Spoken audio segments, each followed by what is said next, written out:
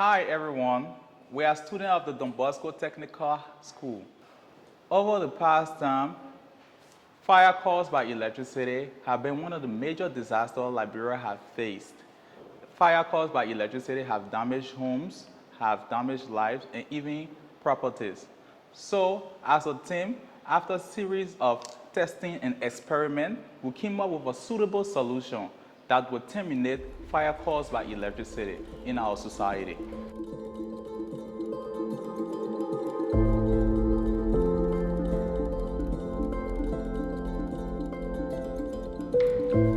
For this work, we have devices that we place into the panel box that will help us to terminate fire in our school, in our environment, and even in our home. The first device that we place into our work is the time delay relay. The time delay relay serves as an arrestor or a blockage to the power or the current coming into the house.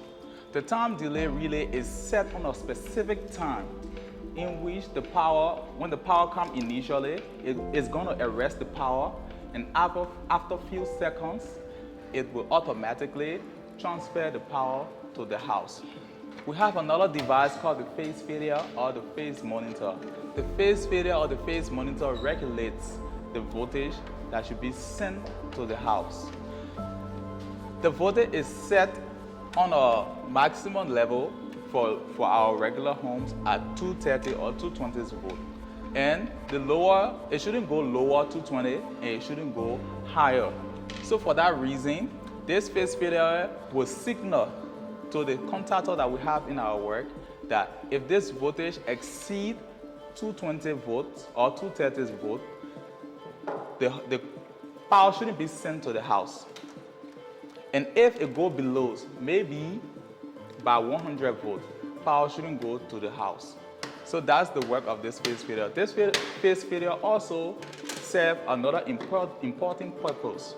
For example, if there's a change in phase from our national grid, from our LEC pole, this phase failure automatically will not send power to our house because there's a change in phase there.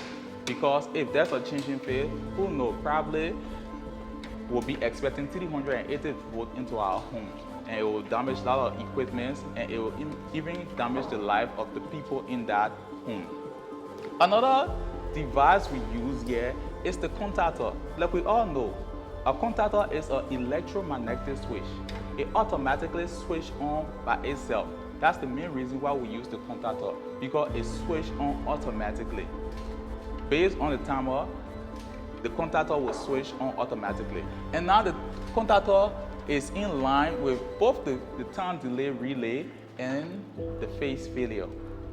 If the time delay relay sends in the exact power to the house and the phase failure agrees with the voltage that should be sent to the house, then automatically this contactor will engage and send power to the rest of the circuit into the house. Next, we have our miniature circuit breakers.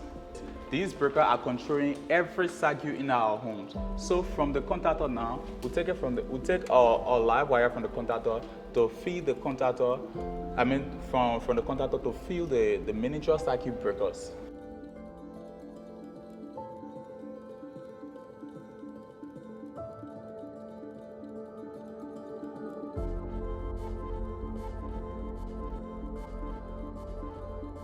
So that's how it works.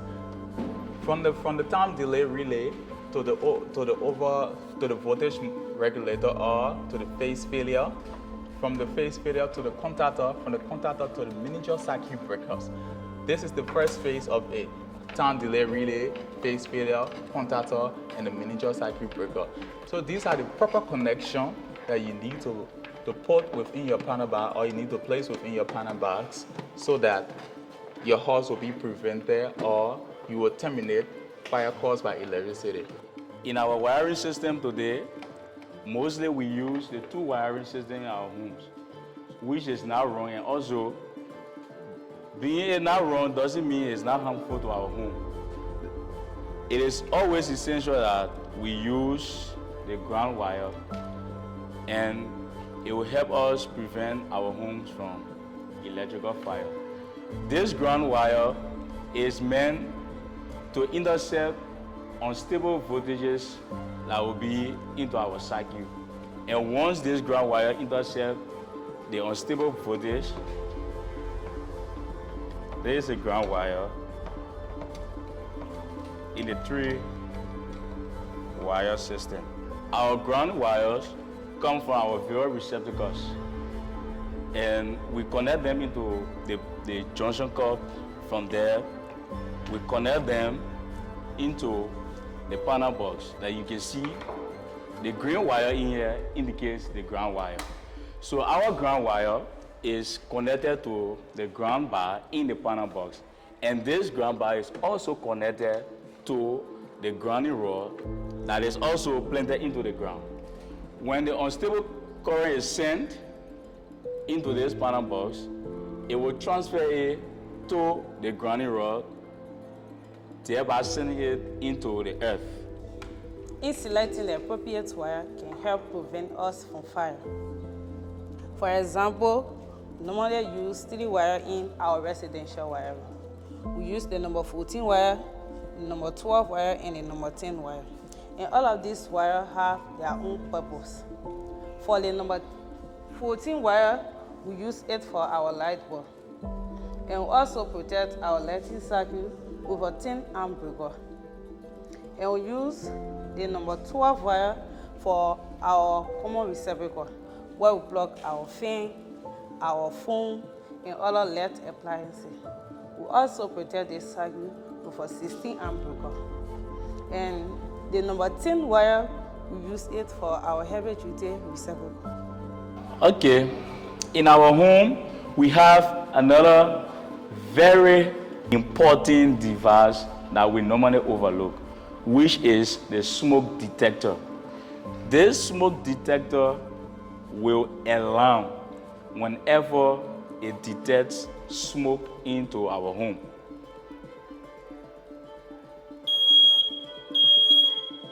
That is the alarm of the smoke detector whenever it detects smoke into our homes, thereby preventing our home from electrical fire. After all of our connection and installation, we are about to put our work to test and tell you how it works. Thank you.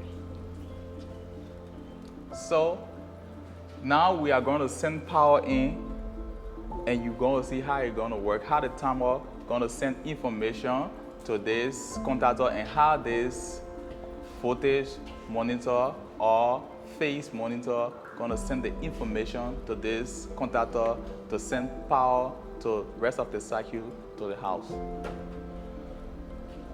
Now current has been sent. After a few seconds, what the time delay relay does, it holds the power, and after a few seconds, it sends power to the house. Now the contactor has engaged. It's simply trying to tell them that the power is ready for use. It is not harmful. It won't cause any fire to our homes. So as you can see, the power has been sent.